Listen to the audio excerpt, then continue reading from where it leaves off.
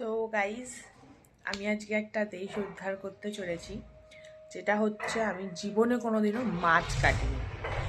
আমি যখন বর মাছ নিয়ে আসে, রুই বা কাতলা নিয়ে আসে, তো ম্যাক্সিমাম টাইম কাতলাই নিয়ে আসে। কিন্তু ব্যাপারটা হচ্ছে আজকে প্রথমত আমি রুই মাছ এনেছি।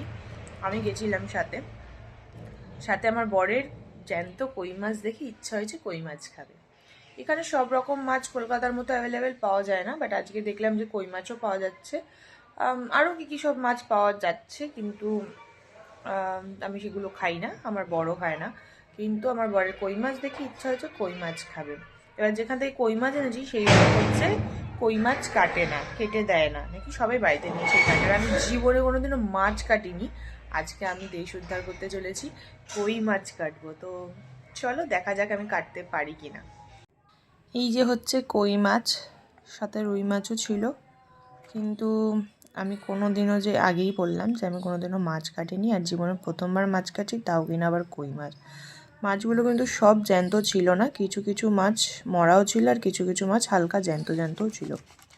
কিন্তু এখানে আমি একটু ওপর থেকে নুন ছড়িয়ে দিয়েছিলাম।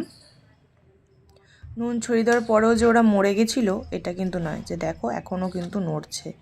কিন্তু আমার দেখেই কীরকম একটা ভয় লাগছিল ওর কাঁটাগুলো, যে মানে কাটতে গিয়ে আমার হাতে ফুটে গেলে তো ব্যাস শেষ। কারণ কি শুনেছি যে কই মাছের কাঁটা নাকি খুব শক্ত হয়, আর ফুটেলে নাকি খুব যন্ত্রণাও করে।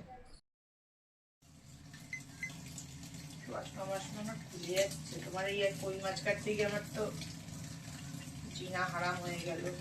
জীবনে কই মাছ কিনেছি, কই মাছ তো ছেড়ে দাও। তো কে রান্না করবে? দাঁড়িয়ে দাঁড়িয়ে ভিডিও করছো?